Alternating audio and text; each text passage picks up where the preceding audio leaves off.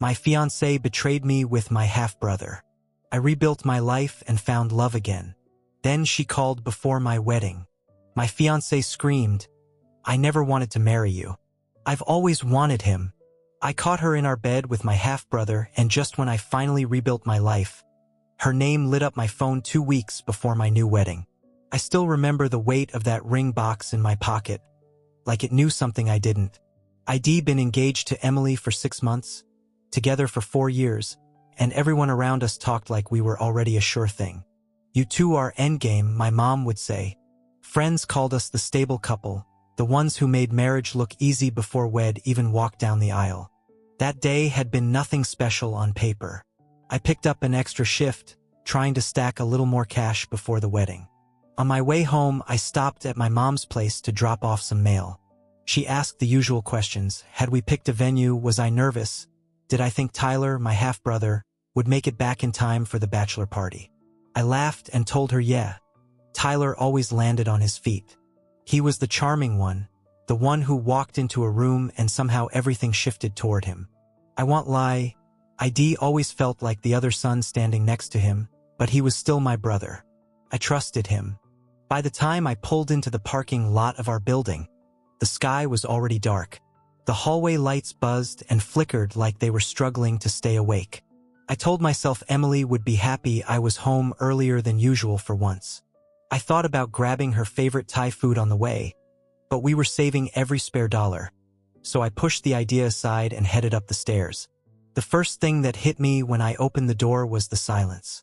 Emily always had something going: music, a podcast, some true crime show she'd half-watch while scrolling on her phone. Our apartment usually felt lived in, warm. That night, it felt like a stage after the actors had left. I called. Nothing. I set my backpack down by the couch and saw 2 wine glasses on the coffee table, both half full. Between them sat a bottle we'd promised we'd save for a special night. My stomach did a little flip, but I told myself she must have had a friend over. She needed that. Wedding planning had her wound tight, and I hadn't exactly been a beam of sunshine working all those extra hours. Then I saw it. A jacket slung over the back of the chair. Not just any jacket, Tyler's. Dark denim, the elbows a little worn, the same one Head had on the last time I saw him. I still didn't go to the worst place in my head. I just thought, okay, cool, he surprised us. They're probably catching up. Maybe they were planning something for me, some sweet pre-wedding thing. I walked down the hallway toward our bedroom. The door was mostly closed, only a thin strip of light spilling out onto the floor. I heard a sound, soft, breathy. Something between a laugh and a sigh. I froze. It was familiar, but out of place, like hearing a church hymn in a nightclub. My chest tightened. My brain started pulling puzzle pieces together, but my heart refused to see the picture. I pushed the door open. I pushed the door open. For a moment, my brain refused to process what my eyes were seeing. It felt like walking into a photograph of my own life. Familiar furniture, familiar walls, familiar bed, and then 2 people completely out of place in it. Emily was there, tangled in the sheets. And beside her, just as real and just as wrong, was Tyler. He moved first, like his body knew before his mind did. He grabbed for the blanket, cursing under his breath.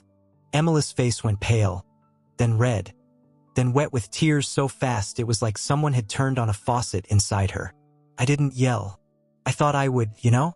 I always imagined if I ever walked in on something like that, I'd lose it, smash something, say things that couldn't be unsaid. Instead, I just stood there, my hands still on the doorknob, my heart pounding so hard it echoed in my ears. "Hey man, listen," Tyler started, voice shaky. It's not what it looks like." I actually laughed. I heard it come out of my mouth, this short, humorless sound that didn't feel like it belonged to me. "Really?" I said.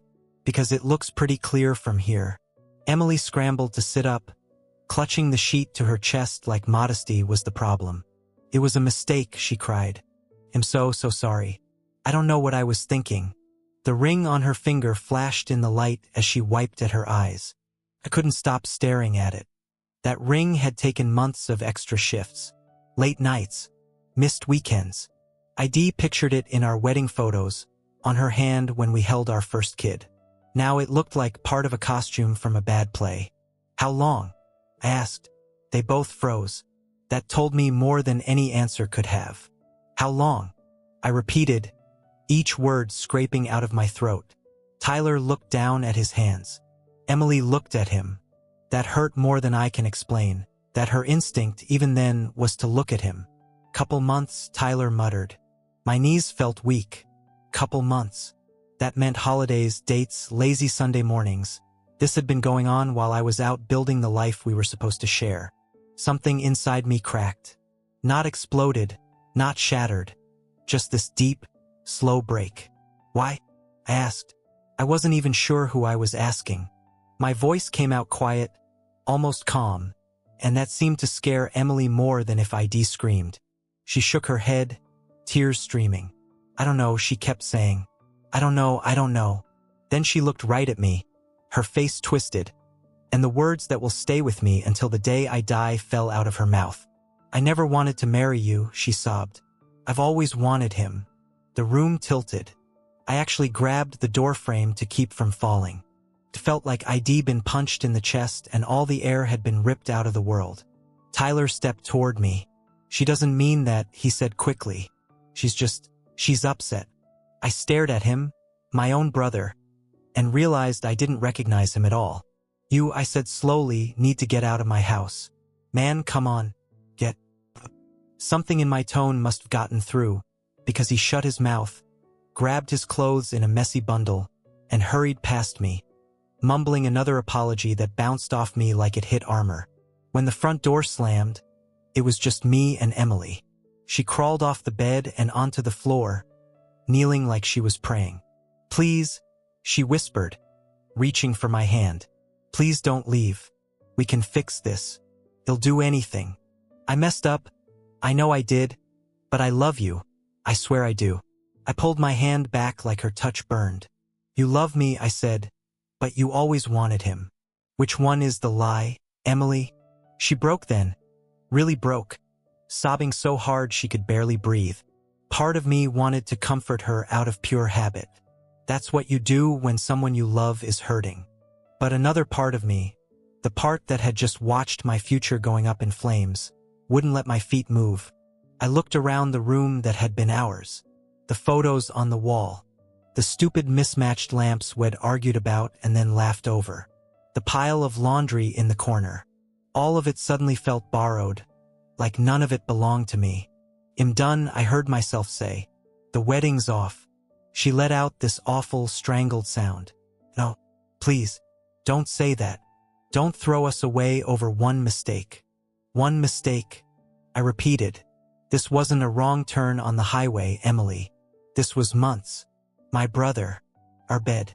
She curled in on herself, words failing, sobs filling the silence instead.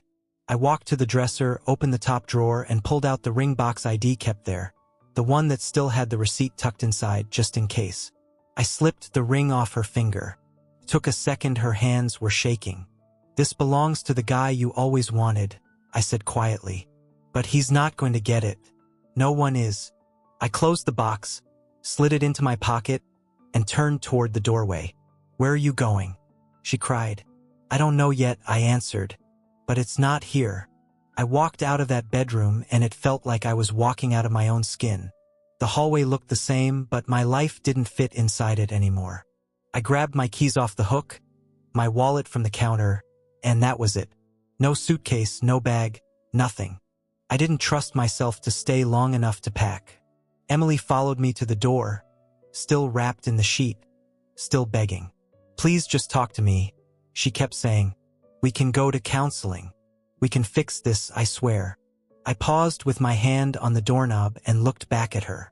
Her eyes were red, her hair a mess, her face blotchy from crying.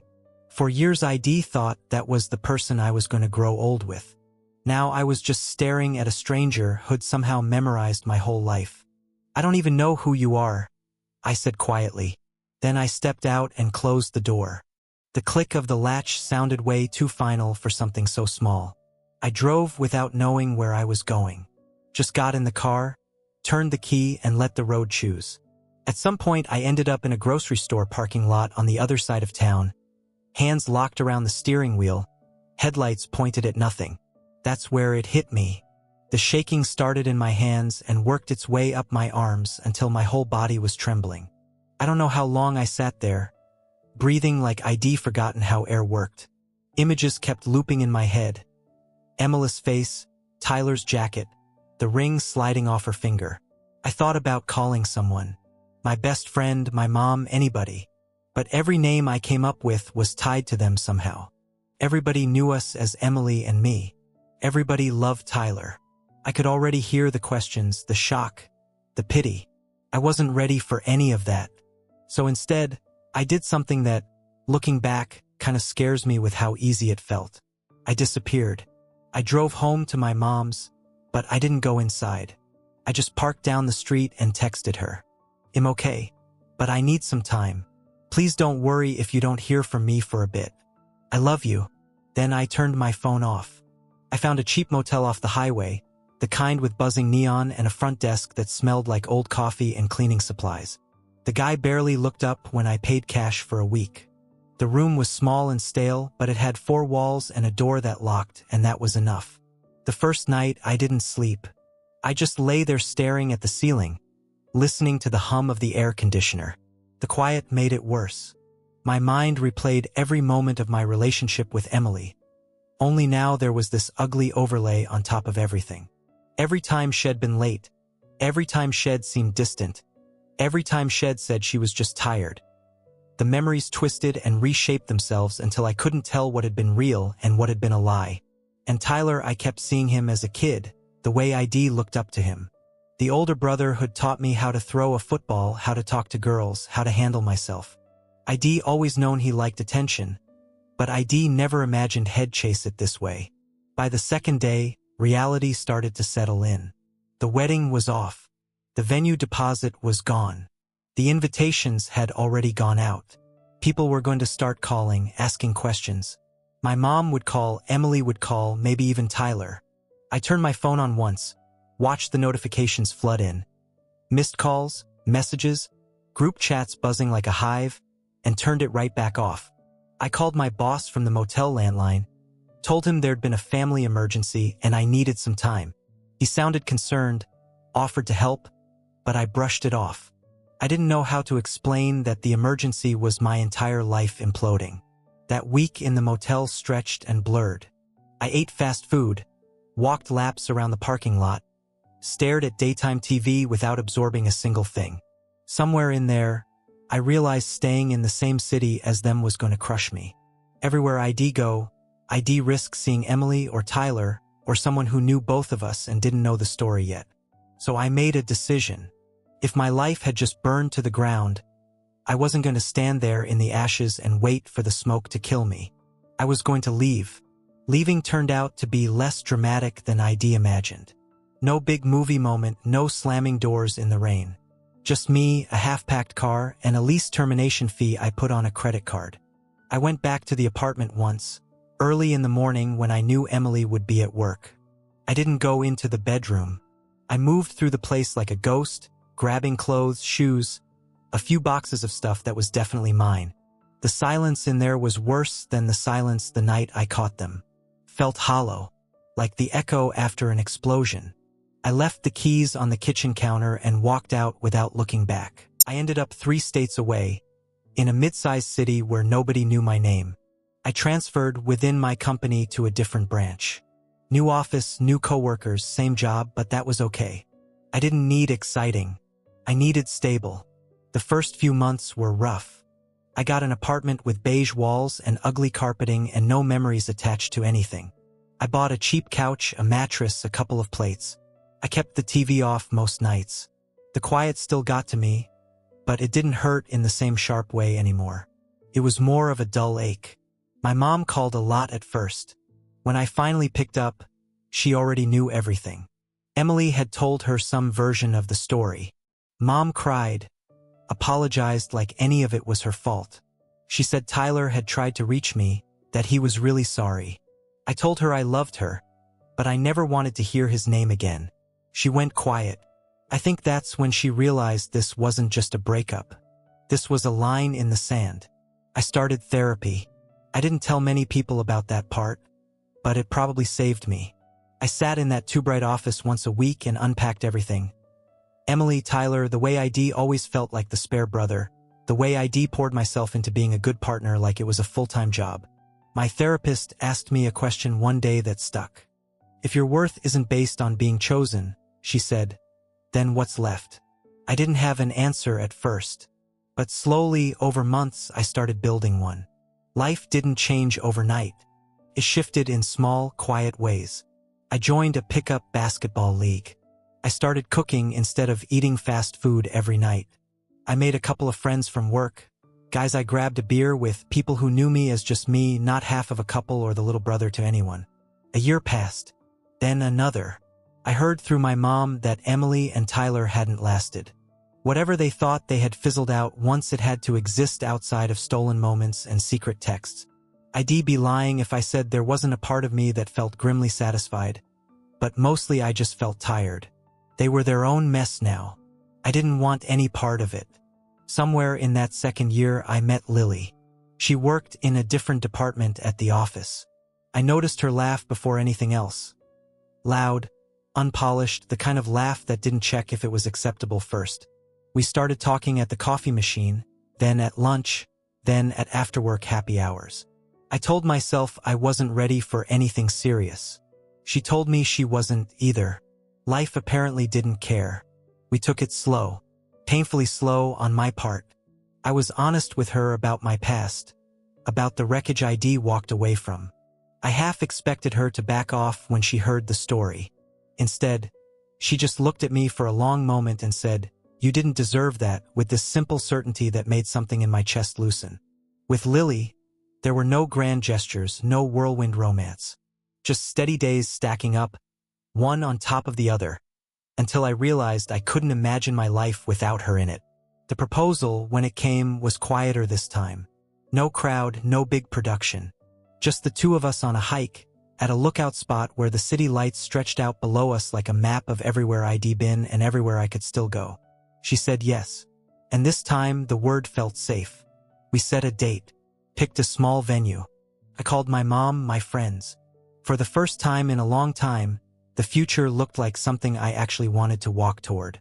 2 weeks before the wedding, I was sitting on our couch, going over a list of last-minute details, when my phone buzzed. A number I knew by heart even after all that time. Emily.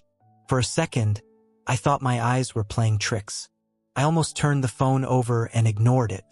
Then a text popped up. "Please, I just need 5 minutes. It's important." Lily was in the other room humming, working on our seating chart. Felt like my old life had kicked the door in. I walked to the kitchen. "Hey, I need to take a call," I told her. "They'll be right back." She searched my face, then nodded. "They'll be here. No prying. Just trust." I stepped onto the balcony and called Emily. She answered on the first ring. "Hi," she said, voice small. "Yeah, it's me." We sat in silence for a few seconds, both just listening to each other breathe. "I heard you're getting married," she said. "I am. I saw a picture. You look happy." "I am," I answered, and I realized I wasn't faking it. "I'm glad," she whispered. Her voice cracked. I wanted to call to say I'm sorry. Not the panic sorry from that night. The real one. I didn't say anything. I just let her speak. "I was selfish," she said. "I wanted attention. I told myself lies to justify what I did. But the truth is, I hurt you. You didn't deserve it. You were good to me, and I treated you like something disposable. That's on me, not you." My grip tightened on the phone. I'd prepared for anger, blame, excuses. "Not this. I'm not asking for anything," she added. "I don't want you back. I just couldn't let you get married again without hearing me say you did nothing to cause what happened. You were enough. I just didn't know how to be content with something good." Eve blamed myself for a long time, I admitted. Wondered what I missed. If I was boring, too safe, not enough of something. "You were more than enough," she said. I chased chaos instead of choosing someone who actually showed up. We both fell quiet. Streetlights glowed below me somewhere on her end. A dog barked. "How are you?" I asked. "I'm learning," she said. "Therapy. New city. Trying to be someone I'm not ashamed of. I burned more than just you. Turns out when you blow up something good, the blast hits everyone." She took a shaky breath. "I won't call again. Promise. I just didn't want my last words to you to be the worst ones I ever said." I thought of that night, those words that used to echo constantly. "I never wanted to marry you. I've always wanted him."